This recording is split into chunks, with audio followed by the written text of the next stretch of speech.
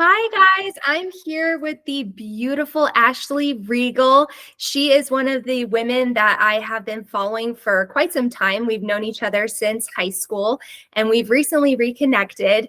Um, I've asked her to be a part of my Women to Know and Follow for several reasons. She is a mommy of two. She lives a very healthy, wholesome lifestyle that I just really admire. And I just connected to her on so many personal levels. And when we reconnected recently, we got to discuss some of that. So I'm so excited to introduce you to her. She is one of ZYIA's leading reps, and she's a powerhouse in this industry. And I'm just so excited to introduce you to her. I'm going to let her take it away. Hi, Ash.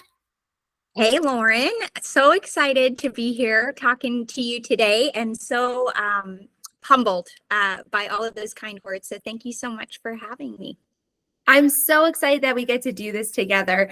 I wanted women to just kind of gravitate towards your social medias for so many reasons. Like the list is here. We're going to go through all of it, but I am just so intrigued by your ZYIA business that you've been running, because first question that came to my mind when I was thinking of you, I was like, in your world, did you ever think that this was going to be a career for you?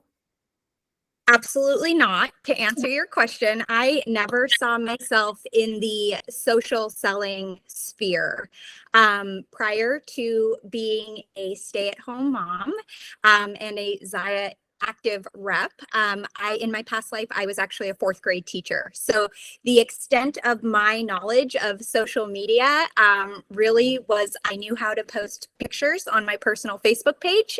Before I had babies, it was pictures of my dog. And then when I had my babies, it was pictures of my babies. So I never, ever saw myself doing something like this, but now I don't see my life without it. I love it. Can you tell us what exactly ZYIA is? Sure. So ZYIA Active is an active and leisure line of clothing, as well as a lifestyle brand. I've been a rep for almost 3 years now.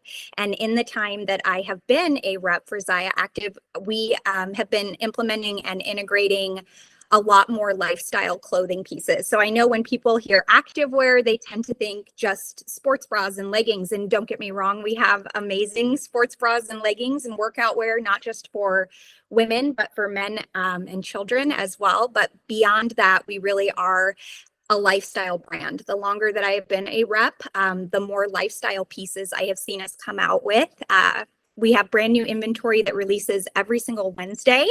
It's one of the many things that I love about this line. So it's exciting to be a part of that. Beyond that, besides being an active and lifestyle clothing brand, we truly are a community. It's a very, very special community. I hate to say just of women, but primarily women. We do have some men reps, but primarily a community of women that really pride themselves on uplifting each other and creating a sense of empowerment and, integrating and incorporating activity into our lives, no matter what that looks like.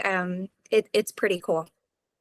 I love it. How did you find ZYIA? Okay, yeah. So I was about 6 weeks postpartum with my first son. His name is Hudson. And I was invited to an online party on Facebook. It was actually the third party I had been invited to by this particular friend.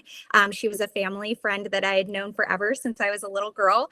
And she happened to catch me at the right moment. I was, like I said, 6 weeks postpartum, and my husband had just deployed.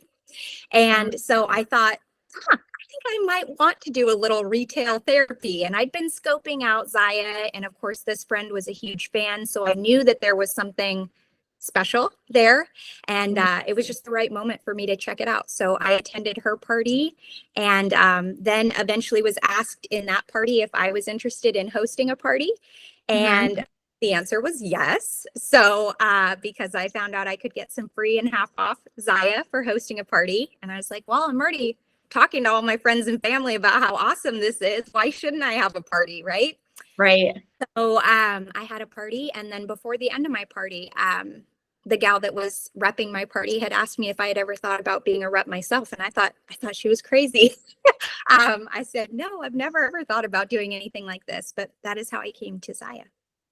It's incredible. I love the aspect that this is such a community for just any type of mom, or even a woman in any type of career. Like I think I saw one of your ZYIA videos of all these women chiming in of what they were wearing, but what their career was. They were like, I'm wearing this as I'm doing my teaching job. I'm wearing this as I'm doing my science job. I'm like, wait, what is this? So I love the fact that ZYIA, it values women and community and stuff like that.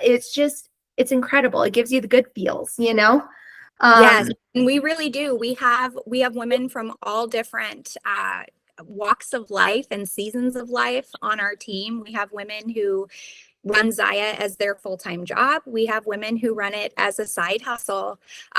We have women on our team who are teachers or nurse anesthetists or, CEOs or presidents of, public relations for companies. We have all types of women, flight attendants, moms, women who are not moms. It's of all ages. I think that's been the coolest part, is to see what a true community it is. We have women who are younger than me that are a part of this community, and we have women that are as old as my grandmother on this team, and we all bring our own uniqueness and flair, and it gives us a space to do that. It's been very incredible, and it was something I really didn't even know I needed until I had it in my life.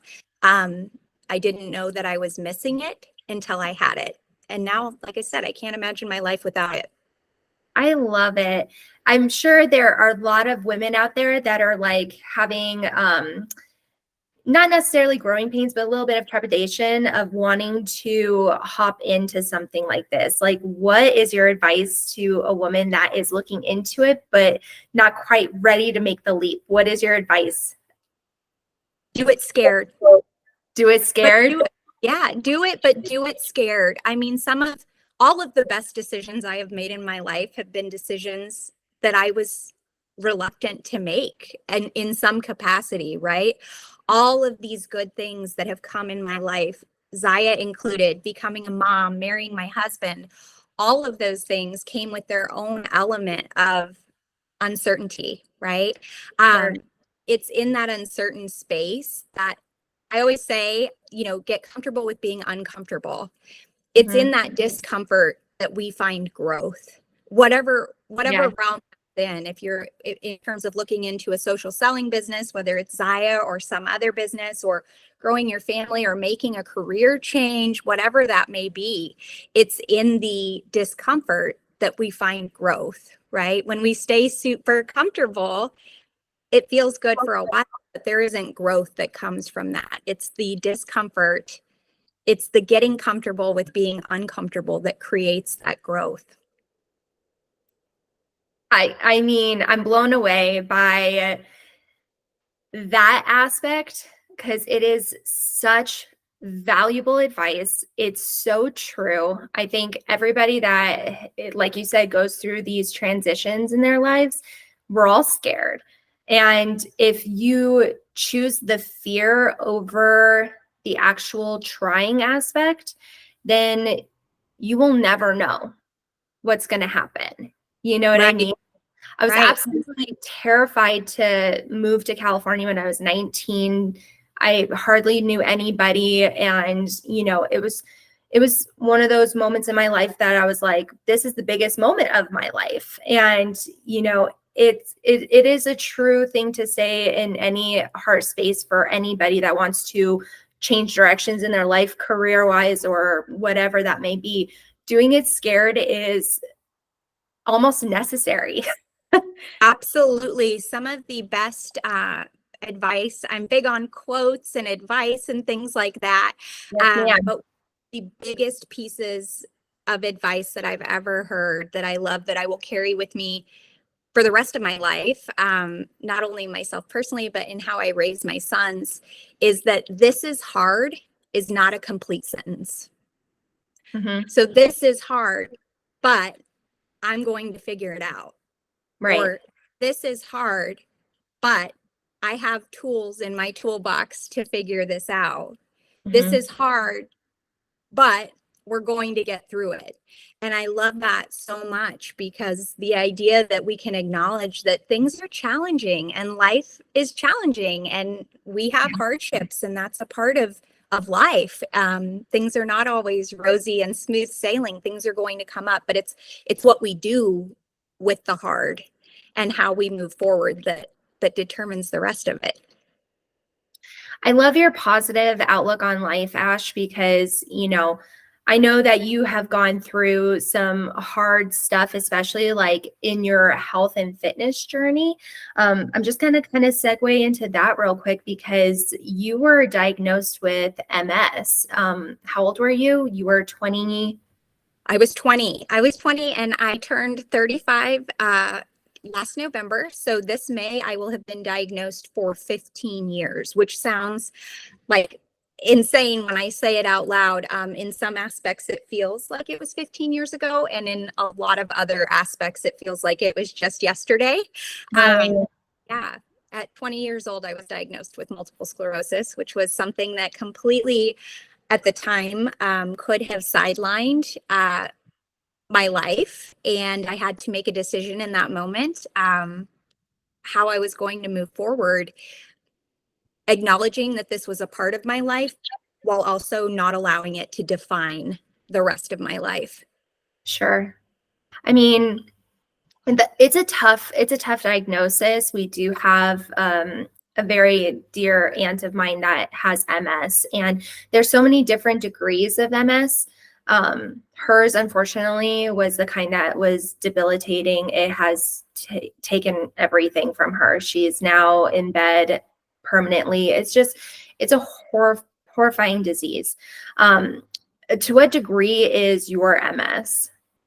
So I actually have relapse remitting MS, and you are correct. There are 4 different types of MS, and each of them have varying, degrees of what they look like symptomatically, and even in that regard, how it will progress for each individual is so unique, and there's so much that we don't know about MS. And I feel like it has come a long way in the last 15 years since I have been diagnosed. I know back then, they only had, I believe it was 4 different medications if you chose to take some disease modifying therapies.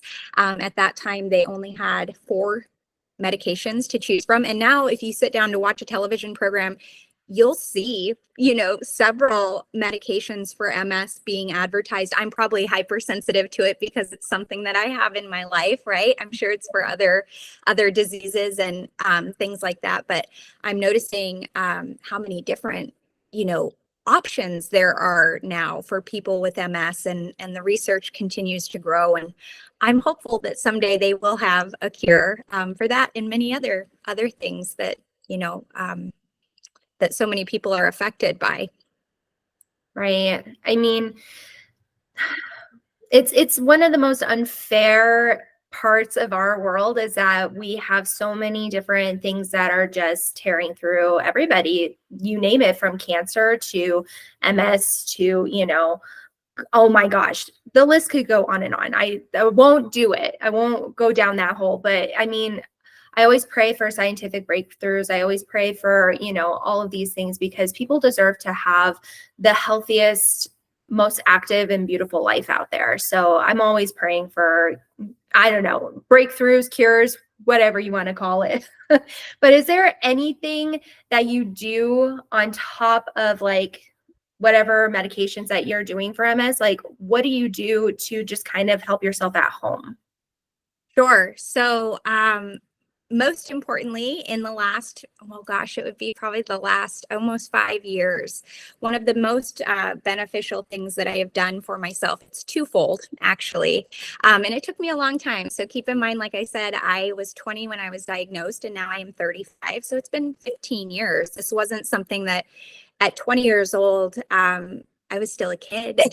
And so it didn't look like this initially. But one of the very best things, the best thing that I have ever done personally for my health was to become sober, to give up alcohol. And that took me a long time. I am goodness, we will see. I'm June 15th of 2019 was the last day that I ever had a sip of alcohol.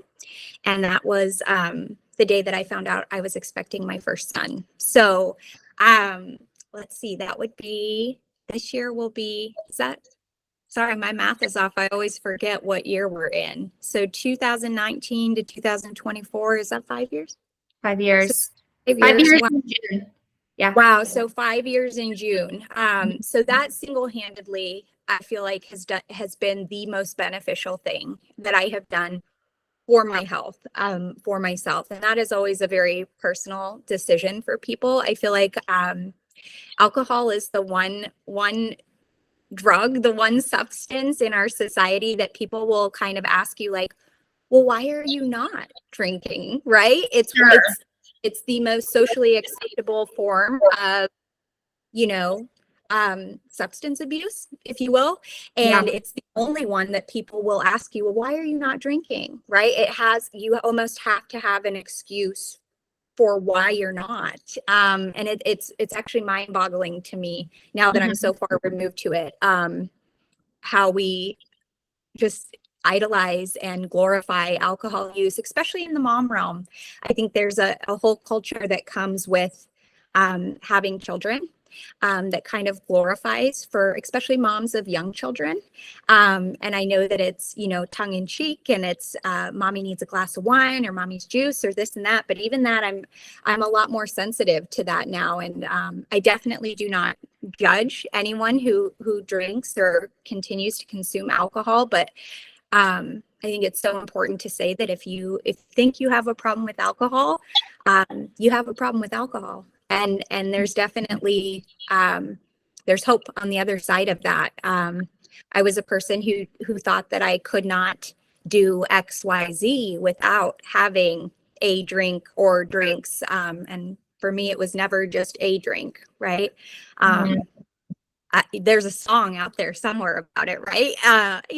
One drink is never enough. And, it just is, it was something that needed to be worked out in my life. And it took me a long, long time to get to a place where I was ready to give that up. I didn't think I would ever live a life without alcohol. And now I don't ever want to drink again. I'm very happy in the life that I have without alcohol, and it's been very, very liberating and freeing for me. And from a health standpoint, I don't think there's many of us who would argue with the fact that alcohol is it's a poison. It's a poison to your body, and it didn't have any benefits for me. So it's very good that it's not a part of my life anymore. Beyond that, the other thing that I have done for my health on my own, besides taking disease modifying therapies for my MS, I live an intermittent fasting lifestyle. And I have been doing that for, in August, I think August 1st will be we call it our fastiversary. So August 1st will be my 5-year fastiversary. So with the exception of my 2 pregnancies in the last 5 years, I have been living an intermittent fasting lifestyle for almost 5 years and have found incredible freedom in that as well. Yes, I wanted to talk to you about that so badly because my sister introduced me to intermittent fasting when I started to lose weight for my wedding. And at that time, I had tunnel vision. It was such a vanity issue with me. It wasn't about my health at all. It was more about, let's get me into the dress. Let's make me my most beautiful. I could care less. You could tell me jump off of this cliff, Lauren, and you'll lose 10 pounds. And I would have happily jumped over without thinking twice about it. So with intermittent fasting, she was like, you have a window of time that you eat and you don't eat and all these things. I was like, I don't care about the logistics. Just tell me what to do and I'll do it. So by that habit stance, I literally have been intermittent fasting, but I've never jumped down into the rabbit holes of the scientific research of this and why it's so good for us. So can you just explain to everybody what intermittent fasting is? Sure. So intermittent fasting, a lot of times people get very uptight about the word fasting, but I want to remind everyone that fasting is not a fad diet. Fasting is actually not a diet at all. Intermittent fasting is about when you eat, not what you eat. So it is a style of eating. And not a diet. Fasting has been around forever. It is part of every single major religion. So I think a lot of times, or I shouldn't say a lot of times, but sometimes fasting gets a bad rap as being the newest fad diet. And as someone who had been on a diet on or off or researching a new diet from the time she was 13, 14 years old on, finding intermittent fasting as a lifestyle has been a true game changer for me. It allowed me to get off the hamster wheel of hell that I feel diets and exercise had been for me in my life. So in terms of what intermittent fasting is, it is, if it makes people feel more comfortable to refer to it as such, it is time restricted eating. And so sometimes that takes the pressure off of people if they are uncomfortable with the term fasting. Intermittent fasting is the same thing as time restricted eating, and you will hear them used interchangeably. The most important component of it is that, yes, you have a time of day where you have an eating window where you are consuming your calories, and that looks different for everyone. Outside of that eating window, you have a fast. And the most important part, in my opinion, my humble opinion, is that you have a clean fast. While you are fasting clean. And what does that mean? It means that you are, during your fast, you are consuming only plain water, plain black coffee, or plain black tea. No flavorings, no natural this or that. It is truly, clean fasting is the equivalent of fasting if you were going in to have a medical procedure, right? And they said you need to be fasted before we do this procedure. And if you went in to be prepped for that procedure and you said, well, I just had a tablespoon of cream in my coffee this morning, you're not fasted clean, right? A lot of times people think that, well, X amount of calories doesn't break a fast. It's not about the calories. It's about the cephalic phase insulin response. And that happens anytime we put any kind of flavoring into our mouth, whether it has calories or not. So all of these 0-calorie beverages that have 0 calories, but they have a flavor, whether it's Crystal Light or it's Diet Coke, what that does when you consume that, it triggers a cephalic phase insulin response. And the goal during a clean fast is to keep your insulin low so that your body can tap into your stored fat for energy and fuel. If you trigger that cephalic phase insulin response, your body cannot tap into your stored body fat for fuel. And so that's why a lot of times people will try intermittent fasting and they'll say, oh, that didn't work for me. And I'll say, well, tell me more. What were you consuming during your fast? Well, I wasn't eating anything, but I was chewing gum and I was drinking water and, diet Lipton tea, 0 calories. Well, of course it didn't work. You were triggering your cephalic phase insulin response, halting your body from being able to access your stored fat on your body for fuel. And I know it sounds counterintuitive, but it makes it so much harder. A lot of people think they need that Diet Coke or that diet iced tea to get through their fast. And in the beginning, it is challenging. There's definitely, especially if you're going from eating all day long, from putting something flavored in your mouth from the time you wake up until the time you go to bed, which again, I'm not judging. I used to live that way. I would wake up first thing in the morning and I would have my hot milkshake. I would have my coffee with 90% creamer, right? And I really wouldn't eat breakfast, but Yeah. I was consuming this coffee, right? And then I was a late night snacker too. I would use that time at night to go home after, back in the day when I was done teaching and done prepping for the next day and my husband would go to bed, that was my time to enjoy my snacks and watch the programs on TV.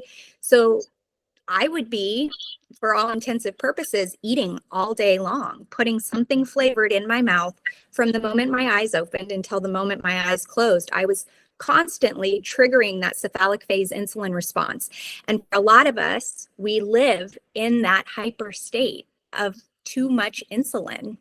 And when we are living in that state of too much insulin, our body cannot access our stored fat for fuel. So it is so critical and so crucial when you're living an intermittent fasting lifestyle during the fast that you are giving your body the gift of a clean fast. And there is definitely an adjustment period for most people. You can't put an exact number on it, but within a couple of weeks, the fast gets more comfortable. As long as you are clean fasting, right? And you're pushing through that discomfort, it's going to be something new that your body's not used to. But if you never allow your body the gift of that clean fast, then you're never tapping into those fat stores. And so your body is thinking that food is coming because you're giving it this flavor. So it's triggering that cephalic phase insulin response, and it thinks that food is coming. And the longer you don't give it food, the more you're white knuckling it, right? You're trying to get through the fast, and that's when you're feeling shaky and dizzy, and it becomes difficult to get through the fast. I no longer feel like my fasts are something that I have to get through.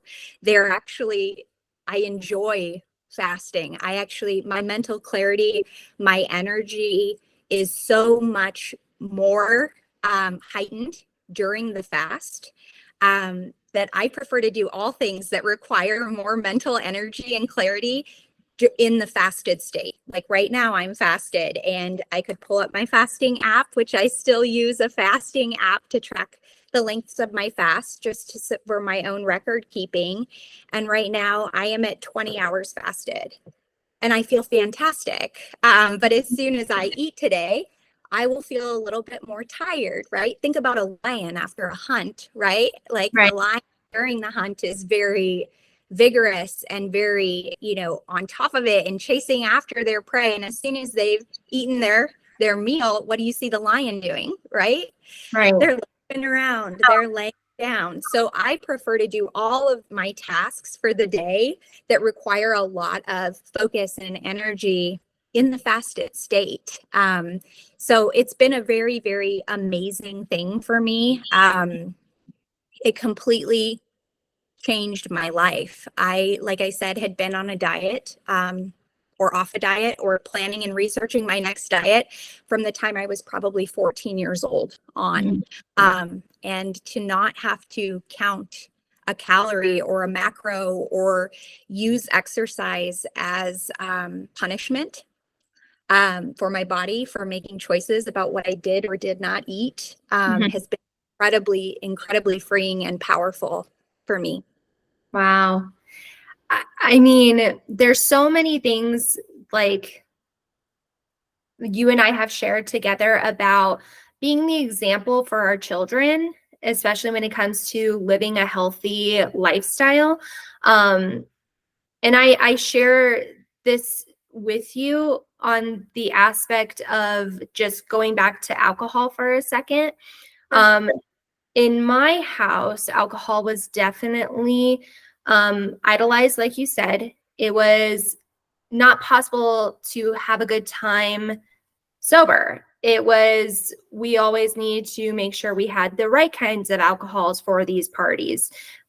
I mean, my parents are hosts, I call my mom the hostess with the mostest. And, when I was little and I saw these things, I really got into wanting to try alcohol way too early in life.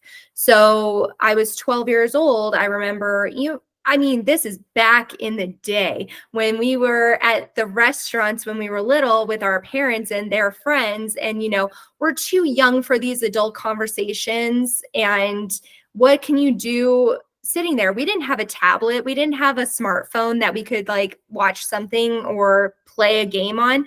They gave us a menu with some crayons if you were lucky. But I chose to read through the cocktail menus. And I would look at the pictures and I would read every ingredient and I would think, okay, what does tequila taste like? What does, rum? Like, what is all this stuff? And if my mom ordered an alcoholic beverage that did have fruit in it, I would lie to her and say, I'm starving. So she'd give me her fruit, but that had been soaking in that alcohol and I was able to taste it. That was my segue into the world of, alcohol, honestly. I told my husband, I said, for our children, I will never let them read the cocktail menu. Never. It is not for them. They are not 21. They are not allowed to look at these pictures. They are not allowed to read this stuff because of my sneakiness. I want better for them.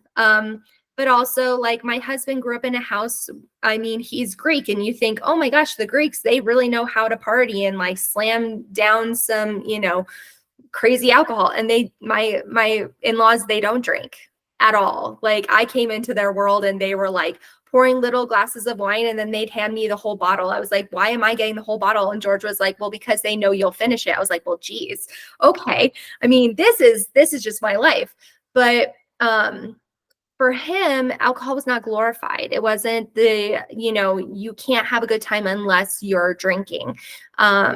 It wasn't that for him. So he and I have decided how our house is going to be ran in that sense, but also in the other sense of being the, how do I say it? Like the person to look up to when it comes to the diet and exercising and stuff like that. I hear you when you say you were constantly on a diet since you were 14. So was I. I did everything you can imagine. I was on Slim Fast. I found diet pills that I could buy myself over the counter. I did the Atkins diet. That thing was a crazy fad for a hot minute.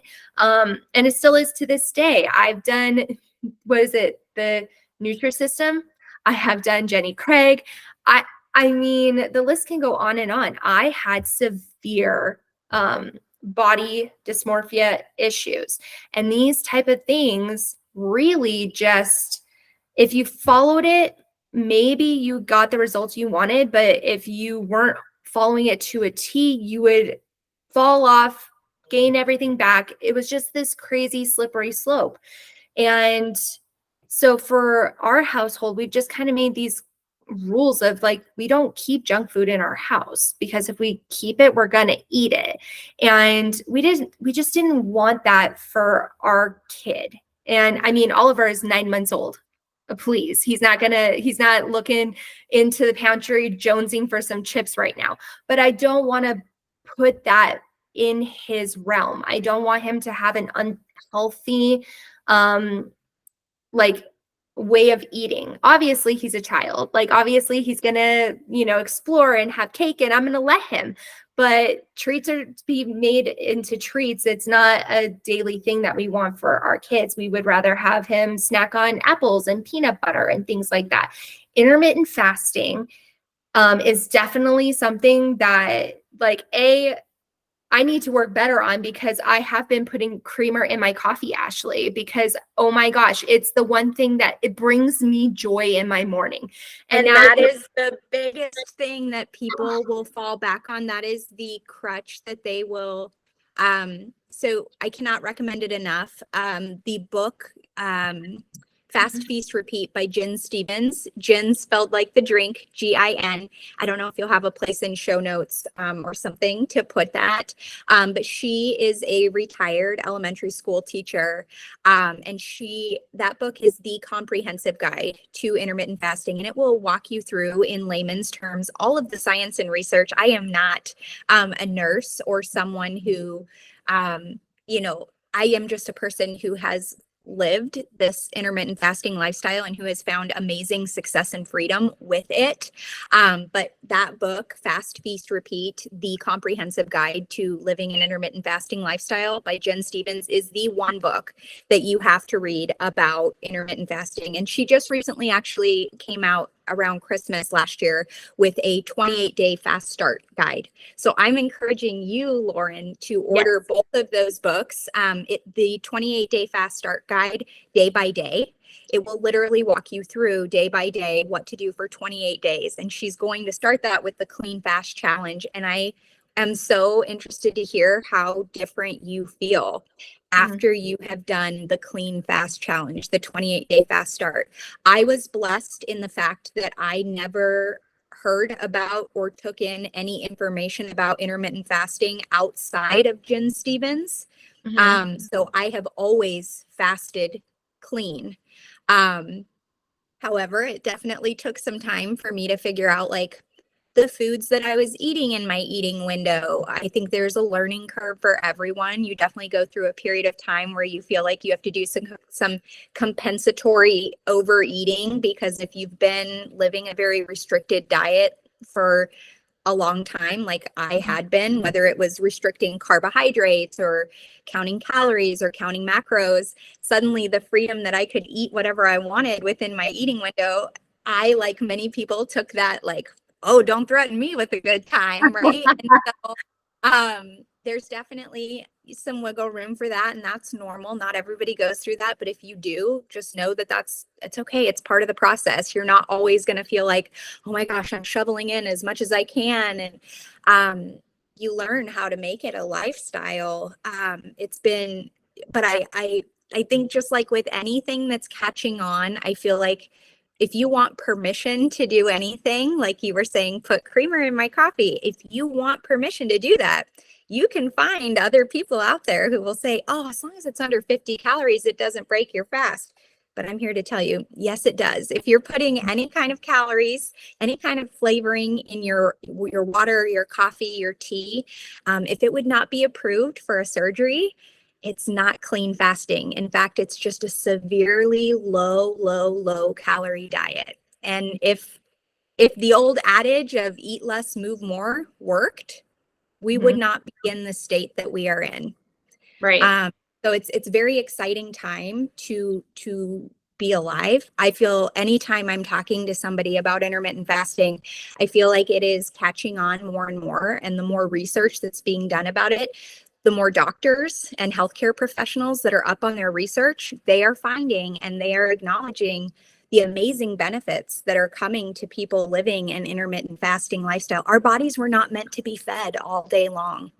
They were not meant to be fed all day long. We didn't eat like this for years and years. And that's why we did not have the obesity epidemic that we have now, among many other chronic curable health conditions that we have in this country and in the world. Right. We didn't always eat like this. We were not always putting something in our mouths. We are not meant to live like that. Our bodies are not made to function that way. Right. And it's, I always say, and I didn't coin this, but it actually came from Jen Stevens, that intermittent fasting is the health plan with a side effect of weight loss. It's not quick weight loss. If you're looking for a crash diet and you want to lose 15 pounds, cut off an arm. Cut off an arm.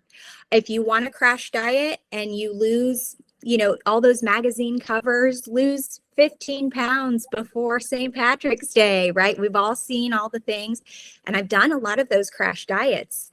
And I've lost the weight. The older you get, the harder it is, right? Yeah. But there was a time for sure when I could, given the amount of willpower, I could drop 10 pounds or 15 pounds in a couple weeks by doing whatever crazy, unrealistic, unsustainable thing for a period of time. And that's what it really comes down to, Lauren, for me, is sustainability. I had reached a point in my life 5 years ago. I was incredibly unhealthy. We were very much struggling to have our first son.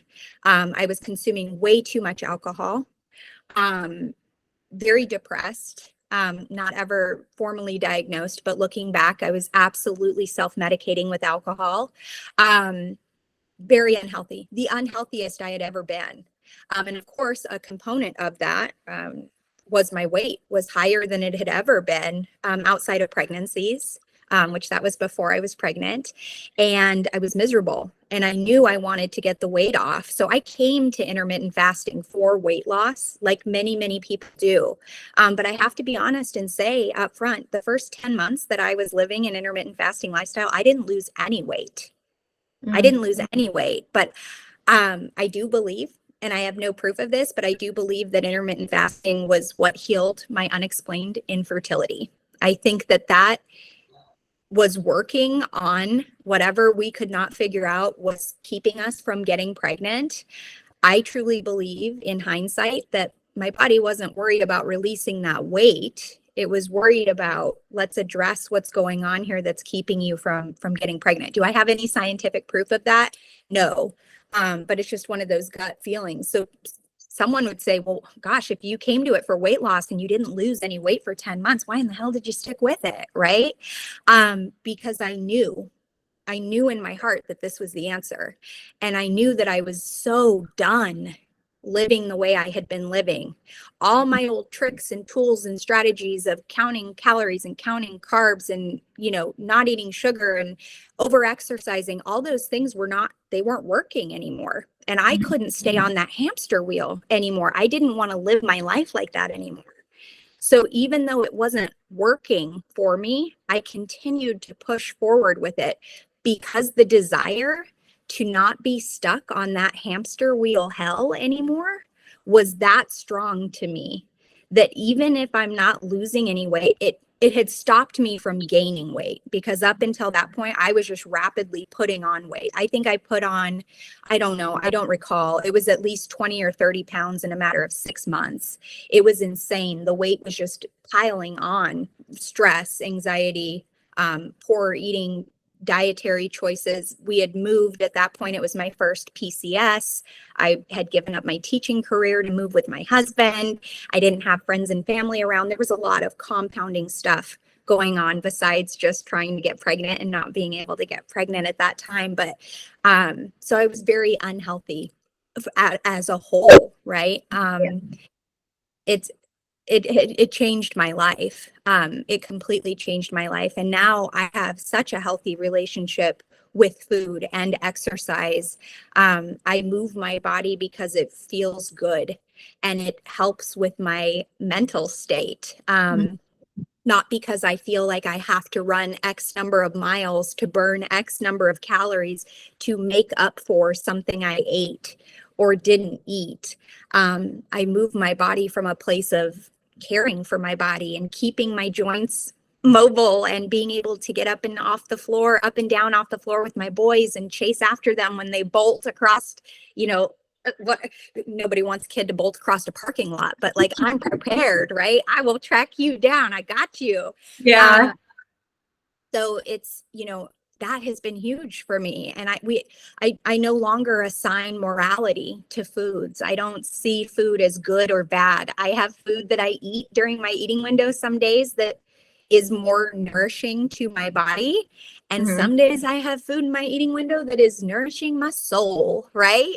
Right. And it's my cravings. And I no longer assign morality to food. And my boys will never see that. I will never have to tell them, oh, I can't have a cupcake even though it's your birthday. Mommy's not eating cupcakes right now. No, I'm going to eat the damn cupcake. And they're going to see me enjoy that cupcake and fuel my body in a healthy way that I didn't have for so long. And I'm so, so proud of my husband and I. He also is an intermittent faster, but I'm so proud that we have set that up for our kids to see us have such a healthy relationship with food and physical activity that I don't have to worry about them, hopefully having all of the issues that I had with food and exercise for so many years. I'm hoping that we will be able to completely circumvent that, and they will see us eating all the and enjoying all the foods in our eating window. And I think it's incredibly powerful. So just a question, which did you do first? Did you do intermittent fasting before you got sober, or did you get sober before intermittent fasting? So I started intermittent fasting August 1st of 2019.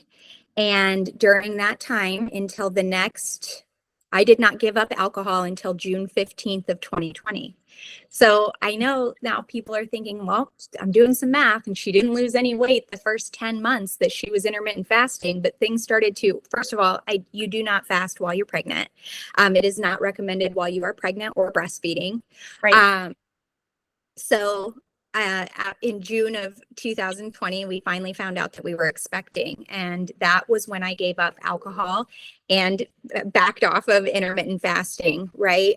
Was during that pregnancy. And I really leaned into that pregnancy. I was so happy to be pregnant and so elated to be expecting this baby.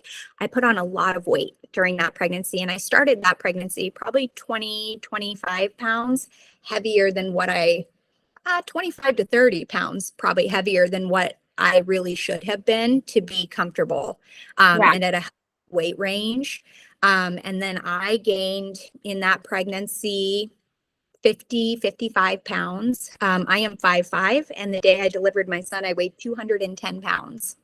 So I was very inflamed. I've leaned into that pregnancy and I used it as an excuse to eat everything and all the things. Girl, same. Yeah. Yeah. And so, and I probably felt a lot worse during my first pregnancy than I did my second pregnancy. But at the time I didn't know that, right? Because I was just so happy to finally be pregnant and having a baby come that I don't think it really registered like, wow, how uncomfortable my body really was at that time. And then at 6 weeks postpartum was when I really jumped back into living an intermittent fasting lifestyle. I had to have my first postpartum infusion for my MS at 6 weeks postpartum. And at that point, I could no longer breastfeed. And so again, intermittent fasting is not recommended when you are pregnant or breastfeeding because when you're releasing fat, you're also releasing some of those toxins and things that are stored in your body fat, and you don't want that going into your breast milk. So a lot of people think it has to do with supply. It has nothing to do with your supply. It has to do with what's happening during the fast. So definitely, again, I'm not a nurse. I'm not a healthcare provider. Definitely read the book, Fast Feed Repeat by Jen Stevens. She's going to walk you through all of that and the science behind that. But at 6 weeks postpartum, I was able to readopt an intermittent fasting lifestyle. And my husband was deployed. He left for Iraq right around that same time. And so I started living an intermittent fasting lifestyle again. And the only exercise I did during that 9-month period while my husband was gone was I would walk outside with the baby, because I also simultaneously decided, Lauren, that I wasn't going to punish myself for having gained this baby weight, right? I wasn't going to go back to over exercising to lose it quickly. I wanted it to be, at that point, I was all about sustainability. What are the things that I can do to shift my health perspective, to create a new attitude and a new lifestyle for myself around health and fitness, because mine was so broken. And now I have this little human being who I have to model these behaviors for. And I had to be very cognizant of what I was doing. And so I told myself, I'm not going to do anything that I can't sustain. I can eat during an eating window, and that eating window doesn't have to look the same every day either.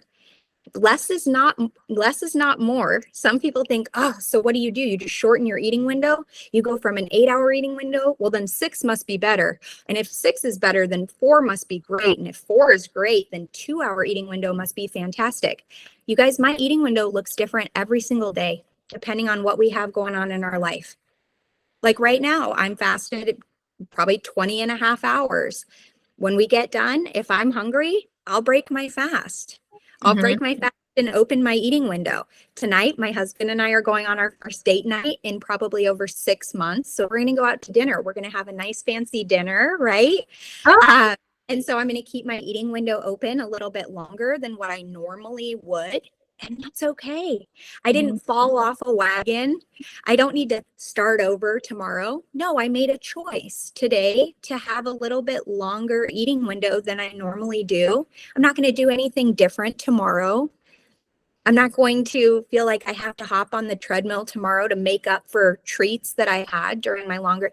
It's all about sustainability and a lifestyle. So I decided if I'm going to do this eating pattern, this way of eating, intermittent fasting, I also want to heal my relationship with exercise.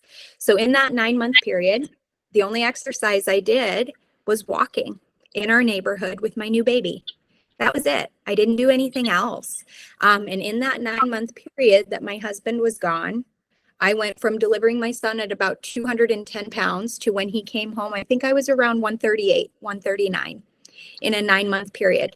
So where that weight, where intermittent fasting wasn't working for 10 months and I didn't lose any substantial weight, when my body was ready, it happened. Mm-hmm. So it's not in a world where we want such instantaneous gratification and we want quick results.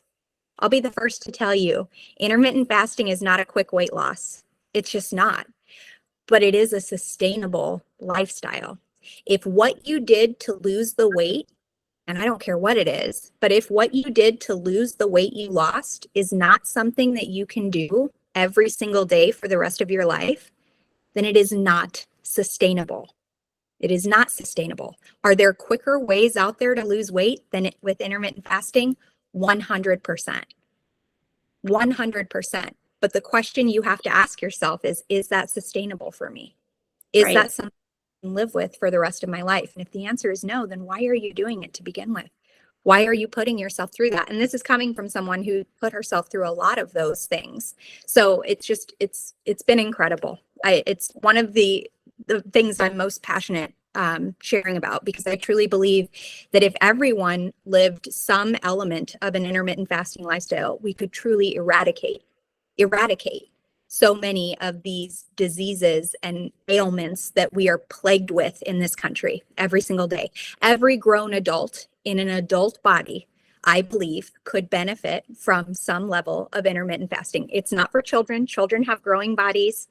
They have different nutritional needs, which Mm-hmm. incidentally is exactly how I plan to explain it to my children. People will say, well, what do I tell my kids, especially mothers of daughters? They're worried about that, right? Yes. Growing bodies have different nutritional needs than grown bodies. And kids tend to understand that. Mm-hmm. We worry way more about what other people think and how other people will interpret what we're doing than what is even actually realistic, right? Right. And kids can wrap their head around that. Oh yeah, growing bodies have different nutritional needs than bodies that are already fully grown. So I truly wholeheartedly believe that every single grown adult could benefit from incorporating intermittent fasting into their lifestyle in some capacity. I also think like with that coupled with our generation and our parents raising us in the 90s, I don't know if you ever saw the documentary Fed Up.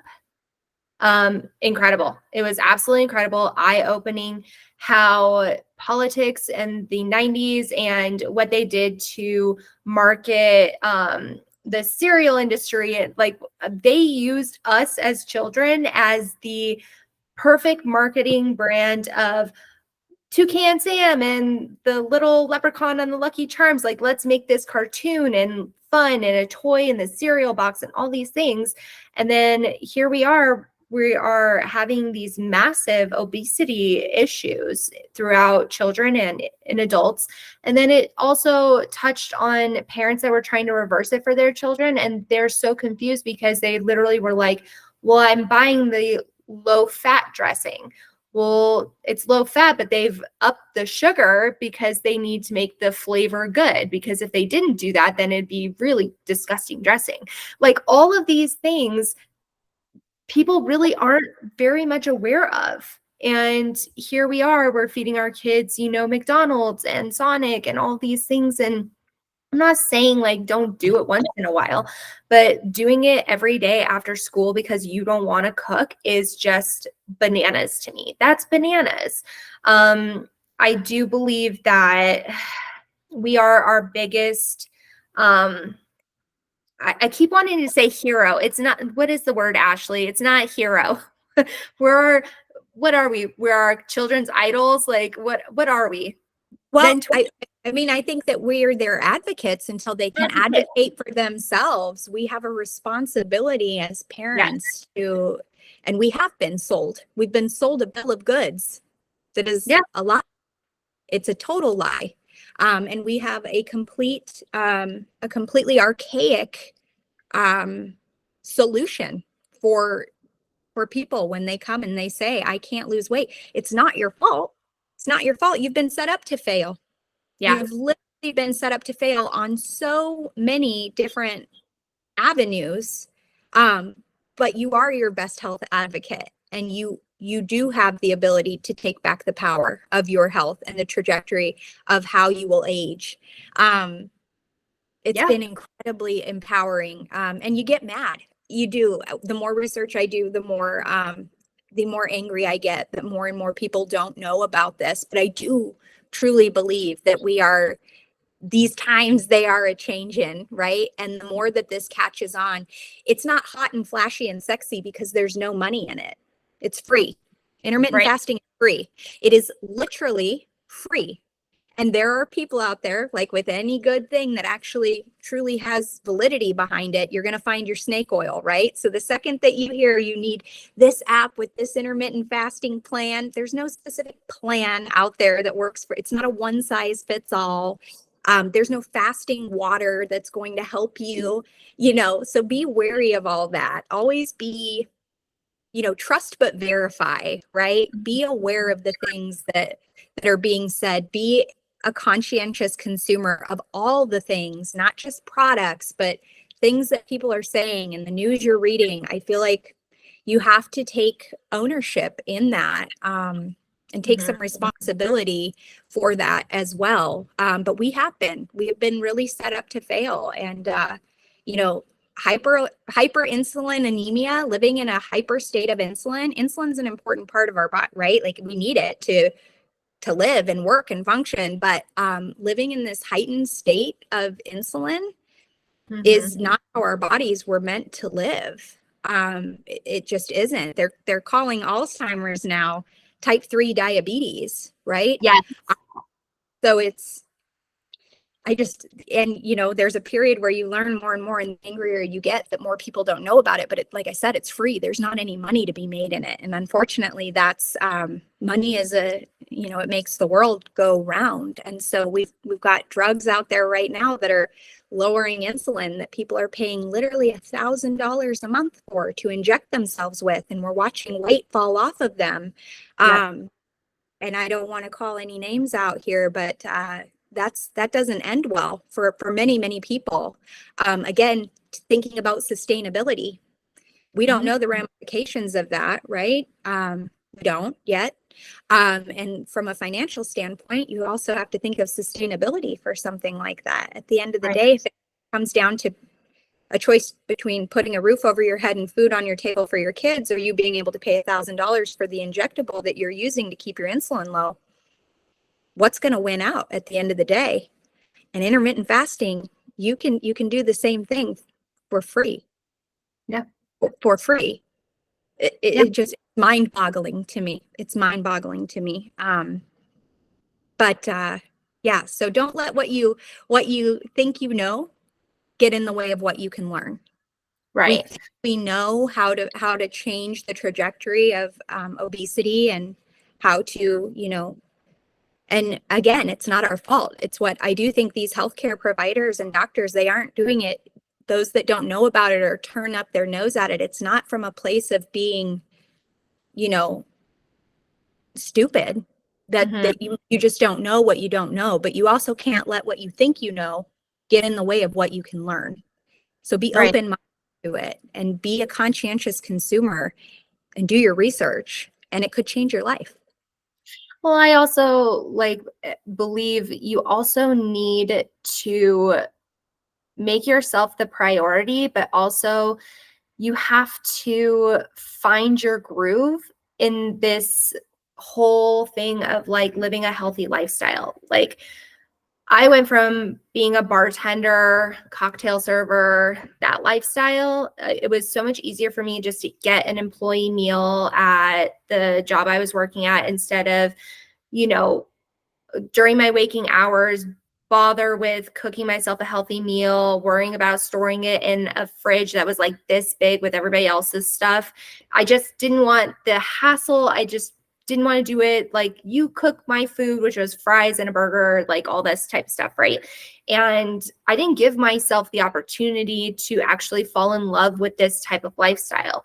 So when I started to lose weight for my wedding, I had to fall in love with being in my kitchen. Kitchen was scary for me. Kitchen was, food was dangerous for me for many, many years. And um, experimenting with flavors and stuff, I didn't know how to do that. My husband, who's Greek, who loves to cook, his mom, what a rock star. She's got a garden in their backyard. Every herb you can imagine is in this garden. She's like, let me go shopping. And she goes outside and picks a bunch of stuff. It's the coolest thing. But when George was dating me, he was like, hey, babe, where's your spice cabinet? And I said, oh, the salt and pepper's over there. And he's like, okay, but where are your spices? I was like, I don't have spices. Like, what, who has spices? So I was so afraid to be a part of my kitchen for so long. And once I started to actually be like, okay, if it sucks, but I'm going to try.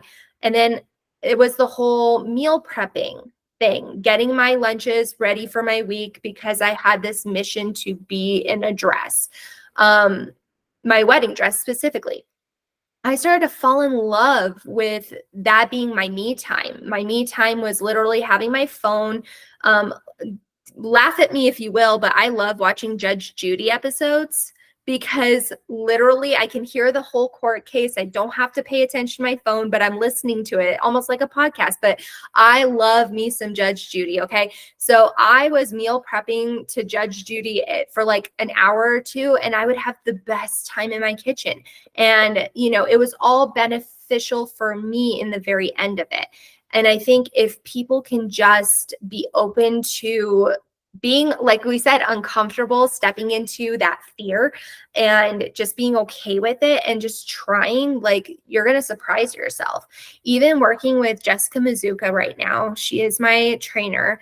I have been doing things that I wasn't sure I could do or try. And she just puts it in the app of what I need to do today. And I'm like, all right, let's go. And I did it. And I'm like emailing her and texting her. I'm like, oh my gosh, I actually did it on my toes. I didn't have to go on my knees for these push-ups. Like I'm wowed right now. It's being okay with just trying, giving yourself that opportunity to do these things without going to the shot. I know what you're talking about. Shame on this pharmaceutical company. I'm going to go ahead and say it. Shame on you guys, because you are taking away people that truly do have diabetes that is running rampant in my own family. And you are giving these people a very easy out to lose weight by putting a shot in their leg once a month. Shame on you. And you're making it extremely expensive for people that truly need this drug. I'm going to go ahead and say that. But everything else in between, like we said, the Slim Fast, the Atkins, like whatever you are choosing, it is your choice. I will always be an advocate for whole food nutrition. I learned that a long time ago. Walking through a grocery store, if you stay on the outside of the aisles, you are going to find your whole nutrition. And that's what Jessica Mizuka and I talked about in our previous video, which is, if it comes, I forget what she said, it comes from a mother, the ground, or I forget what she said, but I mean, it literally is what it is.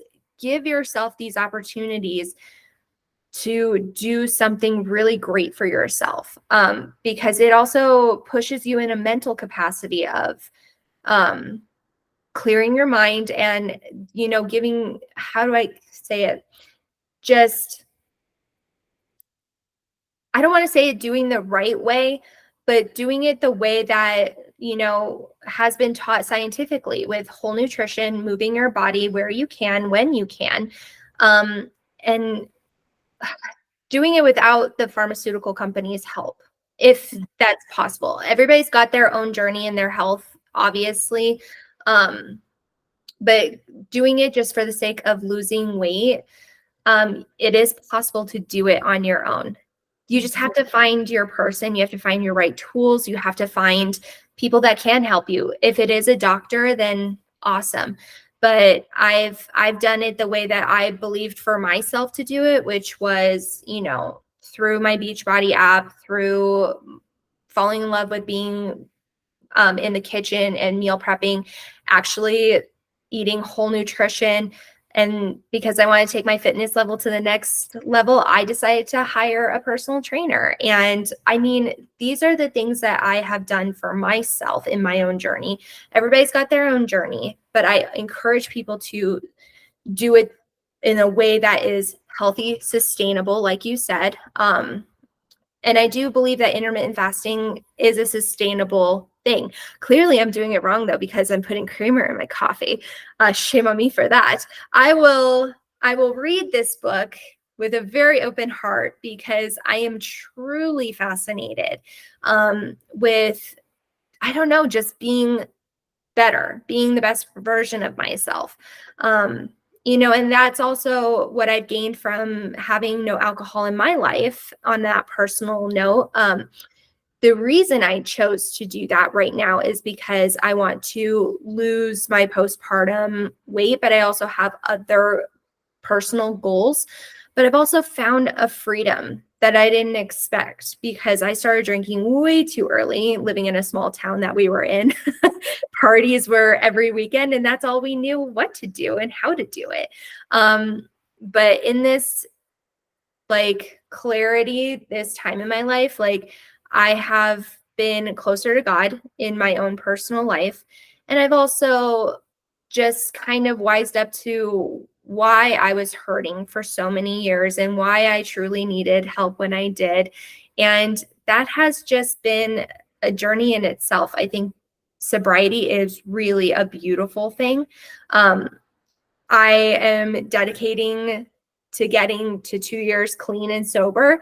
But I also have shared that I don't know if I want to be 100% sober for my life because I have literally told my husband, I said, if I have to be a mom that night, I don't want to touch alcohol because I want to be 100% there for my son. Because if, God forbid, anything were to happen, I need to be 100% on my game. But if my husband and I are having a staycation, we go out to dinner, it's just him and me for the night, I would love to have a glass of champagne or a glass of wine. But I do not miss the days of literally, let's take 20 shots. I wake up feeling trashed and I have to eat a crazy thing to feel halfway okay again. I don't want to live that life ever again. That is not for me. I really want to reserve a glass of, champagne or a glass of wine for a special occasion, a wedding. But like I said, if I'm going to be a mom, I don't want to touch it because he deserves my absolute best. He deserves 100% of me. Or I might try to drink and after September and go, you know what, this isn't for me anymore. And I have been so happy that this last year and a half of just being me. And I didn't think I could just do that. Like you said, I didn't ever see a life of no alcohol in my life. I never gave myself the opportunity to actually try to be sober. And I think that if I moved to California with this clarity, I could have gone really far with some of the things that I really wanted to pursue. Acting was a huge part of my life, and I really quit on myself because, I wasn't my best self. I did not love me. I did not love the way I looked. I was always self-conscious. And I really used alcohol as a crutch to feel better and in social situations as well. I mean, there's just a lot to be said about clean living. And, I've said it with Jessica Mizuka that food and physical activity coupled with being sober right now, all of these things, I've never felt so good in my entire life. And I wish I could go back to my 17-year-old self, give her a hug and say, girl, just don't. But I also wouldn't be where I'm at today without this crazy journey that I have been on. And I have to have gratitude for that portion of my life in that sense. But I've gone on a tangent now. Apologies. I just want to stress how giving yourself the opportunity to grow and learn through healthy living and healthy lifestyle can be one of the best gifts you can ever give to yourself. And it's also going to trickle down into your children's lives. And I think that's why I gravitated towards your lifestyle so much, because I've seen it in you. You glow every time that you do one of your ZYIA like check-ins, the mirror check-ins and stuff. I'm watching you constantly. I'm like, that girl just glows. Your boys are beautiful. You know, your husband and you have built this incredible life together. And by the way, thank you to your husband for his service. I cannot begin to say how grateful I am to the men and the women that serve our country. It's absolutely incredible what they do for our country, but also like the husbands and wives that support them. It's a lot. It's a lot. And, you know, I think that you just have this beautiful life and it shows. And I'm just so incredibly like happy for you, Ashley. And I'm so proud of you for how far you have come, because I never knew half of your struggles, because we don't post all this shit on social No, media. nobody shares that. It's not bright and shiny, right? It's It's social not. media is quite the highlight reel. It is. But to be able to knock on your door and just say, hey, Ashley, this is what I'm doing with my life right now. You want to join me on this adventure? And you were so like open-hearted and ready to receive whatever this was looking. Because I haven't even posted any of this. Like nobody knows. Like I'm talking about it in like code right now because like it's not out there yet. But I'm just so grateful that, you know, you, Amber, and Jessica like opened your arms up to me. And I wasn't afraid, but I was just like, this is weird. This is what vision am I having that I'm going to bring these women in on this? It's been an incredible ride and I'm so grateful for you. So thank you so much for joining me today on, you know, all of this good stuff. Like I think that people should follow you for more than just the intermittent fasting. I think that you're a woman that is just so deserving of people to look at, because you literally just glow with this life that you have built and this lifestyle. And I hope and pray everybody gets like whatever they need for themselves, either in sobriety or, you know, the physical health, mental health, the new career change. Like, I just want everybody to be happy, you know? Yes. And to know that you are deserving of more. Yeah. I think as women, we limit ourselves in so many ways. And if you never ask, the answer is always no. So always be open to demanding and seeking out more for yourself. You get one life. You get one life, and that is it. And you are worthy of all the things that you need to feel your best and go after them. Yeah. Before we wrap things up here, just a question for any woman out there that is looking at you and saying, hey, maybe I could be a ZYIA rep. Can they knock on your door on your social media and say, hey, Ashley, I want to get into this. Show me the way. Absolutely. Please do. I always say if you are coachable and you are trainable, this business is duplicatable. I so wholeheartedly believe that this social selling platform that we have now has created such an awesome opportunity, not just for women, but primarily women and women who are at home or working other jobs with young children.